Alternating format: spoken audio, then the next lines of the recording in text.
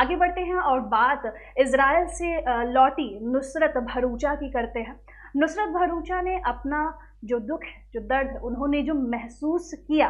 वो आने के बाद बयां किया है। लगातार हम देखते आए हैं जिस तरह से इजराइल और फिलिस्तीन के बीच जो जंग छिड़ी हुई है उसको लेकर तमाम लोग वहाँ परेशान हैं। स्थिति बहुत भयावह है और ऐसे में नुसरत भरूचा इजराइल में वहाँ फंसी हुई थी और जिसके बाद उन्हें वापस लाने की कोशिश की जा रही थी और इंडियन एम्बेसी का उन्होंने शुक्रिया अदा किया है और उनसे जो उनकी टीम का संपर्क था वो टूट गया था, जिसके बाद बहुत कोशिश करने के बाद वो संपर्क साधा गया। फिर उनसे संपर्क हो पाया, फिर फ्लाइट से वो वापस आई और जब वापस आई तो जो तस्वीरें सामने आई उसमें वो काफ़ी परेशान दिखी और मीडिया से एक खासा बातचीत, जो मीडिया के क्वेश्चंस थे उनका भी उन्होंने जवाब नहीं दिया। अब फाइनली वो उन्होंने एक वीडियो क्लिप शेयर किया है और वीडियो में तमाम बातों की उन्होंने चर्चा की, क्या कुछ कहा, किस तरह से उन्होंने अपना दुख बयां किया, उस पर एक नज़र डालते हैं।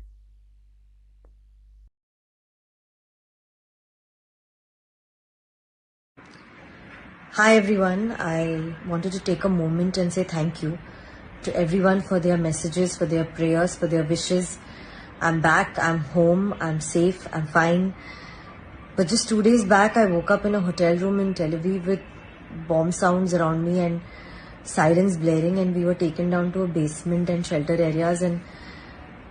मैं पहले ऐसे सिचुएशन में कभी रही नहीं हूँ, बट आज जब मैं अपने घर में उठी हूँ with no sounds and feeling safe and feeling fine, तो मुझे रियलाइज हो रहा है कि कितनी बड़ी बात है, हम कितने फॉर्चुनेट है कि हम इस कंट्री में हैं, कि हम प्रोटेक्टेड है, हम सेफ है. So I want to take this moment and say thank you to the government of India, say thank you to the Indian embassy, say thank you to the Israel embassy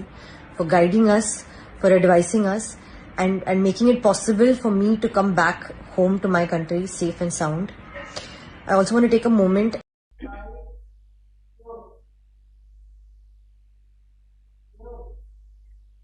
तो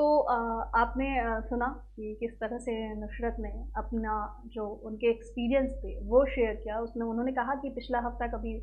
ना भूलने वाला यादें दे गया। इस दौरान उन्होंने 36 घंटे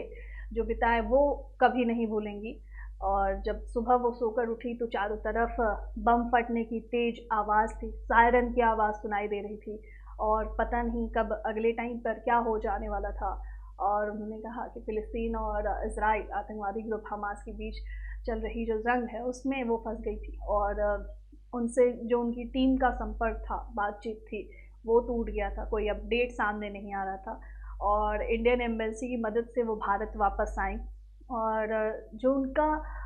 पूरा एक वीक रहा वो उनको हमेशा याद रहेगा। और उन्होंने बोला कि वो अपनी फ़िल्म अकेली के स्क्रीनिंग के लिए इज़राइल के हाइफा में फ़िल्म फेस्टिवल में हिस्सा लेने गई थी और इज़राइली को एक्टर शाही हवेली और अमील बुतरस भी वहाँ मौजूद थे। वहाँ पहुँचने के बाद वो ऐतिहासिक जगहों पर भी, हिस्टोरिकल प्लेसेस पे भी घूमने गई थी और फिर उन्होंने 6 अक्टूबर की शाम फ़िल्म के बहुत सारे जो उनके फ्रेंड्स थे उनके साथ उन्होंने डिनर भी किया और काम का उन्होंने जश्न भी मनाया और अगली फ़िल्म के लिए ज़रूर साथ काम करेंगे, इस तरह की उन्होंने बातें की। वापस वो लौट आई थी होटल में और फिर उसके बाद उनकी जब आँख खुली तो सब कुछ वैसा मंजर नहीं था जैसा एक दिन पहले था और पूरी तरह से वहाँ का जो माहौल था वो पूरी तरह से दहशत भरा हुआ था। सायरन की आवाज़, बम फटने की आवाज़ और काफ़ी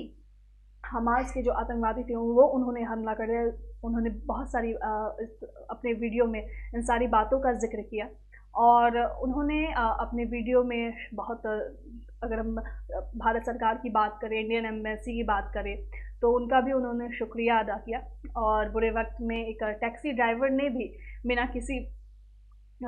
ईगो के उन्होंने उनकी मदद की और उनको एयरपोर्ट पे ड्रॉप किया। इस तरह की बातें उन्होंने अपने वीडियो में कही और उन्होंने कहा कि मैं सही सलामत अपने घर वापस आ गई हूँ और परिवार के साथ सुरक्षित हूँ। मैं अपनी टीम और मुझे सुरक्षित वापस लाने में भारत सरकार, इंडियन एम्बेसी और इज़राइल एम्बेसी का शुक्रगुज़ार हूँ। जिन लोगों ने मुझे मेरी सुरक्षा के लिए प्रार्थना किया, मैं उन लोगों की भी शुक्रगुज़ार हूँ और सभी का दिल से धन्यवाद करती हूँ। तो इस तरह की बातें उन्होंने अपने वीडियो में जिक्र किया। हालांकि वो सुरक्षित हैं और सभी की दुआएं रंग लाई और वो वापस आ गई हैं, और जिस तरह का वहाँ पे मंजर उन्होंने देखा, जो फील किया, वो एक्सपीरियंस उन्होंने इस वीडियो क्लिप में शेयर किया। और अपने फिल्म के स्क्रीनिंग के लिए वो वहाँ गई हुई थी। और अगर हम पिछले दिनों की बात करें तो जो पुराना वीडियो इज़राइल का था, स्क्रीनिंग के दौरान जो वहाँ पर वो गाना गाते हुए उनका एक वीडियो क्लिप था, जिसपे KRK ने टिप्पणी की थी कि ये ड्रामा है और ये बेशरम है। और आपकी इस पे क्या कमेंट्स हैं वो हमें ज़रूर बताइएगा कि जिस तरह से इज़राइल में वो फंसी हुई थी और उसके बाद इस तरह के कमेंट्स, और अभी सारी